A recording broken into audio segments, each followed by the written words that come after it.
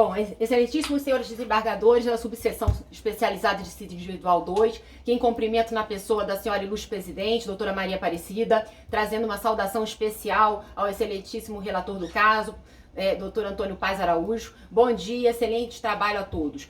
Hoje eu falo em nome de Gustavo Medeiros Soares, mas poderia, excelências, falar em nome, com as mesmas razões, em nome de todo o corpo de empregados da terceira interessada, a Empresa Pública Federal, Banco Nacional de Desenvolvimento Econômico e Social.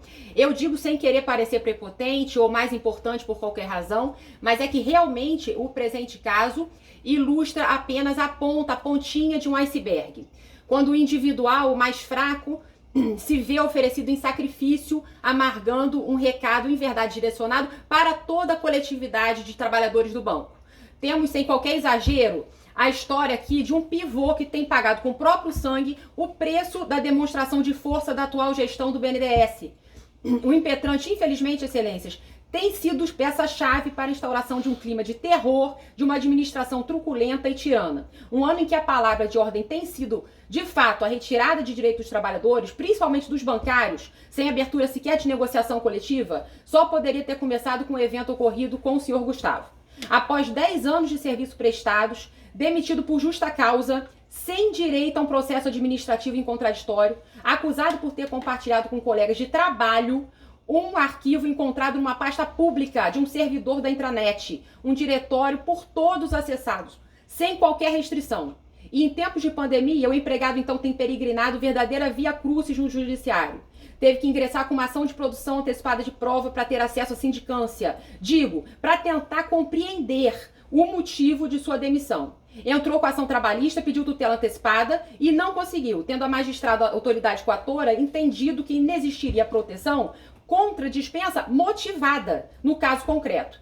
Daí impetrou o presente mandado de segurança e não conseguiu a reintegração, pois o excelentíssimo senhor relator entendeu que não existe, no caso, direito líquido e certo. Suspira agora afastado há 1 ano e 1 mês, excelências, sem plano de saúde para si ou para sua família em tempos de Covid, tirando sustento através da solidariedade da Associação de Trabalhadores do Banco, pela decisão colegiada a ser proferida, com a esperança na recolocação dos trens nos trilhos, no caminho. No pouco tempo que eu disponho, excelência, eu não poderei alertar vossas excelências sobre as razões inexoráveis que sustentam o direito à reintegração em tutela exauriente. Eu queria pontuar apenas as questões técnicas desse procedimento especial, demonstrando que a prova documental é plena, é suficiente para evidenciar, sim, o direito líquido e certo do autor, a continuidade da sua relação de emprego. Então, nesse contexto, excelências, eu destaco 2 documentos colacionados que respaldam a verossimilhança neste caso. O primeiro é o ACT do banco. A cláusula 13ª desse ACT, reparem, abre aspas, vou ler um pedacinho. As empresas comprometem-se a apenas realizar a dispensa de seus empregados por justa causa ou em decorrência de decisão tomada como resultado de sindicância ou inquérito administrativo, vírgula, sendo assegurados aos empregados os direitos de ampla defesa e contraditório, garantido pela norma coletiva colacionada aos autos.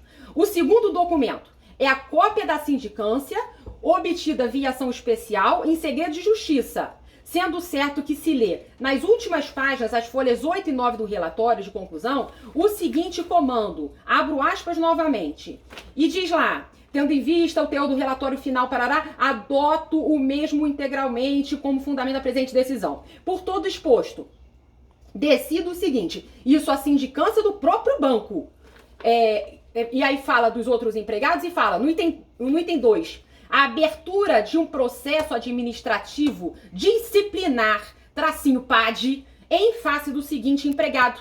Quem seja? Gustavo Medeiros Soares, matrícula tal, parará, parará, consoante os fatos descritos acima no subitem tal do relatório final da comissão de sindicância. E aí o relatório determina o encaminhamento da cópia para a chefia da presidência, para o superintendente, para a comissão de ética, para o superintendente da ATI. Por quê? Porque foram revelados inconsistências no controle interno dos documentos do banco.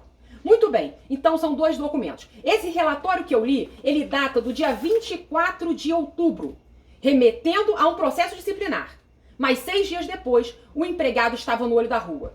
Ambos os documentos são capazes de sustentar, em cognição sumária, que nesse caso concreto existe sim direito líquido e certo à permanência do vínculo. Isso para poupar vossas excelências de todas as demais razões que fundamentam a tese do reclamante que foram exploradas nos memoriais distribuídos, nas peças processuais pregressas. No caso, portanto, excelências, por não ter sido instaurado o PAD recomendado pela sindicância, por não ter se dado ao trabalhador a chance de diálogo, de defesa em contraditório assegurado para demissões do banco pela norma coletiva, esse trabalhador merece ser reintegrado no mandado de segurança, a despeito da negativa da liminar pela autoridade coatora. Aguardar empregado a solução do caso após a cognição aos aruentes. É a empresa pública, desembargadores, que deve suportar o ônus temporal. É ela que deve carregar a cruz dos dias passando nesses tempos estranhos, num cenário em que o direito do trabalhador mostra-se muito, muito, muito mais provável do que o direito potestativo da empresa à demissão, que não vem nem ao caso se discutir aqui. Porque pela prova documental produzida pelo impetrante e não impugnada pela empresa pública, não se pode admitir o rompimento irresponsável do vínculo empregatício de quase uma década a despeito de um comando expresso na sindicância e na norma coletiva, que garantem ao empregado participação ativa em um processo administrativo em contraditório, que eventualmente conclua assim pela sua demissão.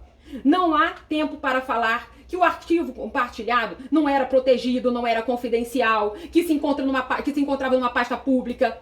Não dá tempo de ilustrar que tudo não passa de um grande erro de práticas da TI do banco, inclusive conforme admitido na própria sindicância.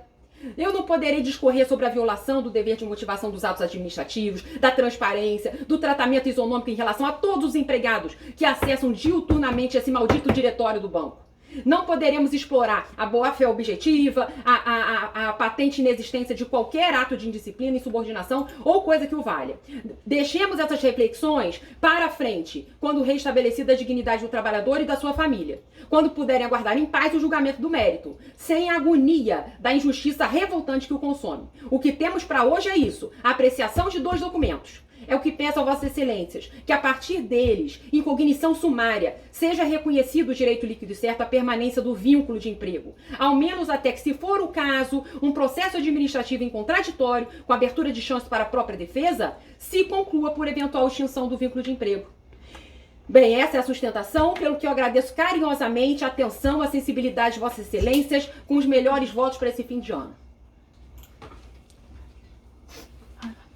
Deixa eu ver.